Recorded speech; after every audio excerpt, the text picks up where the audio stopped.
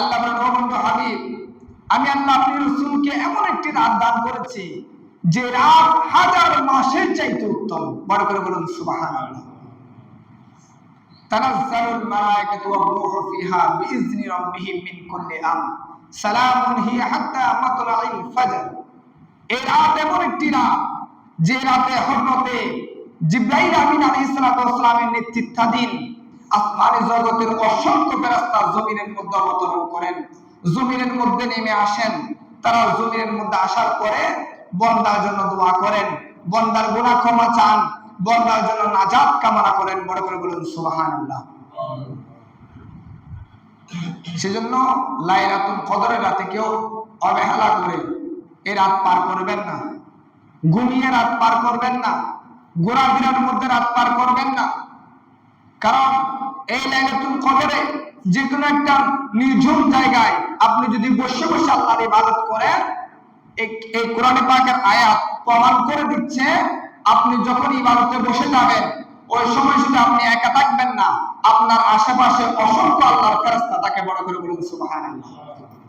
আল্লাহর ফেরেশতা আপনার পাশে বসে আল্লাহর দরবারে ফরিয়াদ করে, ও আল্লাহ, আজকে লাইলাতুল কদরের রাত, এই রাতে অমুকের ছেলে অমুক বসে বসে আপনাকে ডাকতেছে, আপনার সন্তুষ্টির জন্য নামাজ আদায় করতেছে, কোরআন তেলাওয়াত করতেছে, ওয়াজিফা তেলাওয়াত করতেছে, জিকির আজকার করতেছে। ও আল্লাহ, আমি তার পক্ষে আপনার দরবারে ক্ষমা চাচ্ছি, আপনি তার অতীতের গুনাহ মাফ করে দেন, আপনি তাকে নিয়ামত দিয়ে, রহমত দিয়ে, বরকত দিয়ে পরিপূর্ণ করে দেন। এইভাবে করে করে সালামুন হিয়া হাত্তা মাতলাইল ফাজর, সুবহে সাদিক পর্যন্ত আল্লাহর ফেরেশতারা বান্দার পক্ষে আল্লাহর দরবারে সুপারিশ করেন। বড় করে বলুন সুবহানাল্লাহ। তাহলে গুনাহ করেছি আমরা, গুনাহ করেছি কে? আমরা। আমি করেছি, আপনি করেছেন, কিন্তু ক্ষমা চাচ্ছেন ফেরেশতারা। কেন?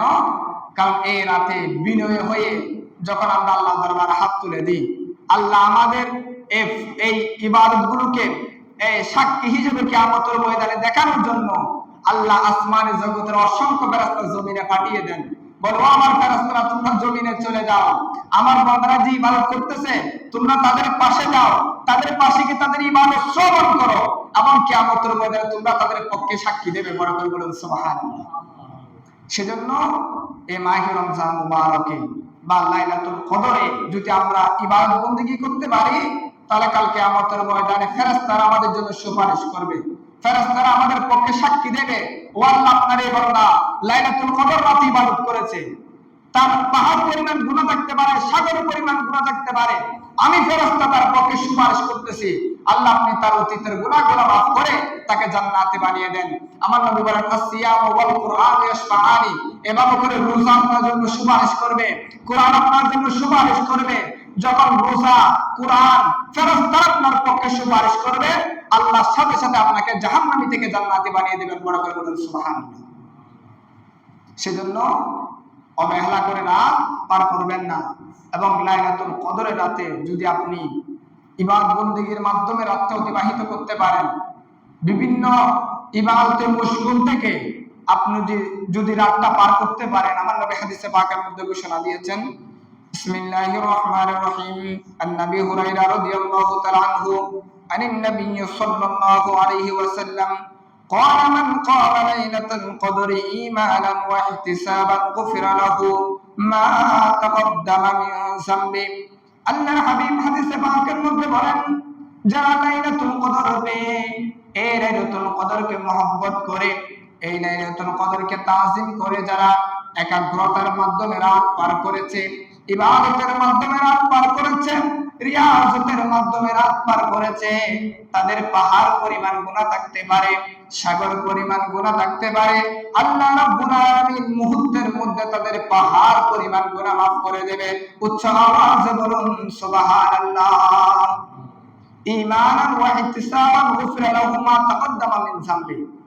আপনি গুনাহ করেছেন, সেটা পাহাড় পরিমাণ হয়েছে, সাগর পরিমাণ হয়েছে, কিন্তু লাইলাতুল কদরের রাতে যখন বিনয় হয়ে আপনি আল্লাহর দরবারে তওবা পাঠ করেছেন, ও আল্লাহ, আমি অপরাধ করেছি, আমি বান্দা, আমি নালায়েক, আমি অনুপযুক্ত, আল্লাহ, আমি তো বান্দা, দোষী গুণে মানুষ, আমি তো অপরাধ করব, আপনি তো রহমান, আপনি গফফার, আপনি সত্তার। এভাবে করে যখন নিজের গুনাহগুলোকে স্মরণ করে আল্লাহর প্রশংসার মাধ্যমে যখন আমরা গুনাহ মাফ চাইবো, আল্লাহ মুহূর্তের মধ্যে গুনাহ মাফ করে দেবে। বড় করে বলুন সুবহানাল্লাহ। সেজন্য আল্লাহ কোরআনে পাকের মধ্যে চমৎকার একটা আয়াত নাযিল করেছেন। আল্লাহ বলেন, লা তাকনাতু মির রাহমাতিল্লাহ ইন্নাল্লাহা ইয়াগফিরুয যুনুবা জামিআ ইন্নাহু হুয়াল গফুরুর রহিম। আল্লাহ বলে, ও বান্দা, 50 বছর গুনাহ করেছো, 60 বছর গুনাহ করেছো, 70 বছর গুনাহ করেছো, অন্ততপক্ষে সাকারাতের বিছানায় পড়েও যদি আমি আল্লাহর দরবারে গুনাহ ক্ষমা চাও, আমি আল্লাহ মুহূর্তের মধ্যে গুনাহ মাফ করে দেব। বড় করে বলেন সুবহানাল্লাহ। মৃত্যুর আগে, এখন মৃত্যু হবে, 1 মিনিট পরে মৃত্যু হবে, এই 1 মিনিট আগেও যদি আপনি আল্লাহর দরবারে ক্ষমা চাইতে পারেন, আল্লাহ হয়তোবা আপনার গুনাহ মাফ করে দিতে পারে। কিন্তু মৃত্যুর পরে কবরে গিয়ে যদি আপনি 1000 বার আল্লাহর দরবারে আকুতি মিনতি করেন, আল্লাহ আমাকে মাফ করে দেন, আল্লাহ বলবে, কবরেটা মাফ করার জায়গা না, এটা হলো তুমি দুনিয়ার মধ্যে যতগুলো আমল করেছো ওই আমলের প্রতিদান দেওয়া জায়গা। দুনিয়ার মধ্যে যদি আপনি গুনাহ ইনকাম করেন, তাহলে কবরের মধ্যে আপনার গুনার প্রতিদান দেওয়া হবে। যদি আপনি আমল ইনকাম করেন, ভালো কাজ করেন, তাহলে কবরের মধ্যে আপনাকে ভালো প্রতিদান দেওয়া হবে। বড় করে বলুন সুবহানাল্লাহ। তাহলে কবরে কমার কিনে কোনো সুযোগ নাই। সেজন্য দুনিয়ার মধ্যে থাকা অবস্থায় আমরা যদি সদা সর্বদা ইস্তিগফার পাঠের মাধ্যমে, আমি অনেকবার বলেছি, আমার নবী দৈনিক 100 বার তওবা পাঠ করতেন। কয়বার? আমার নবী দৈনিক 100 বার তওবা পাঠ করতেন। অথচ আল্লাহ রাসূলের 63 বছর জিন্দেগির মধ্যে 63 বছর জিন্দেগির মধ্যে গুনাহ করেছে সেরকম কোন সাক্ষী, সেরকম কোন হাদিস তখন ওই সময়ের মধ্যে বর্ণনা হয় নাই, এখনো নাই, কিয়ামত পর্যন্ত হবে না। আবার অনেকে তো বলে যে আমার নবীও দোষে করে মানুষ গুনাহ করেছে। বড় করে বলুন নাউজুবিল্লাহ।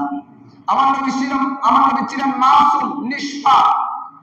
মাসুম এবং নিষ্পাপ থাকা সত্ত্বেও আমার নবী দৈনিক 100 বার তওবা পাঠ করতেন এবং 100 বার তওবা পাঠ করার মাধ্যমে শিক্ষা দিয়েছেন, হে আমার উম্মত, আমি নবীর কাছে কোনো গুনাহ নাই, আমি নবীর কাছে কোনো অপরাধ নাই, এরপরও আমি নবী 100 বার তওবা পাঠ করার মাধ্যমে তোমাদেরকে শিক্ষা দিচ্ছি, যেহেতু তোমরা গুনাহ করো, তোমরা অপরাধ করো, সুতরাং তোমাদের উচিত হলো প্রতিটা সেকেন্ডে সেকেন্ডে আল্লাহর দরবারে তওবা পাঠ করা। বড় করে বলুন সুবহানাল্লাহ।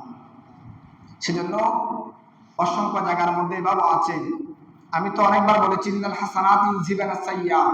আপনি একটা গুনাহ করেছেন, গুনাহ করার পরে যদি একটা ভালো কাজ করে ফেলেন, তাহলে এই ভালো কাজটা আপনার অতীতের গুনাহকে মুছে দেবে। বড় করে বলুন সুবহানাল্লাহ। যারা নেককার ঈমানদার বান্দা বা ভুলবশত একটা অপরাধ করে ফেলেছে, অপরাধ করার পরে তারা ওযু কালাম করে মসজিদের মধ্যে চলে আসে, আসার পরে 2 রাকাত ইস্তেখারার নামাজ বা 2 রাকাত তওবার নামাজ পড়ার মাধ্যমে আল্লাহর দরবারে ফরিয়াদ করো, ও আল্লাহ, আমি এই গুনাহটা করেছি। এভাবে করে যখন আপনি 2 রাকাত তওবার নামাজ আদায় করলেন বা আপনি 100 বার দরুদ শরীফ পাঠ করলেন, 100 বার লা ইলাহা ইল্লাল্লাহ জিকির পাঠ করলেন, আল্লাহ বলেন এই জিকিরের উসিলায় তুমি একটু আগে যে অপরাধ করেছো, আমি আল্লাহ ওই অপরাধকে মাফ করে দিই। বড় করে বলুন সুবহানাল্লাহ। আল্লাহ কতটুকু সুযোগ দিবেন? আল্লাহ বলে, বাবা অপরাধ করেছো, ঠিক আছে, এরপর একটা ভালো কাজ করে ফেলো, তাহলে ভালো কাজটা অপরাধকে কি করে দেবে? মুছে দেবে। সেজন্য আমাদের কাজ হলো সদা সর্বদা তওবার মাধ্যমে, সদা সর্বদা ইবাদতের মাধ্যমে আল্লাহর নৈকট্য অর্জন করা, আল্লাহর দরবারে মকবুল হওয়ার জন্য চেষ্টা করা।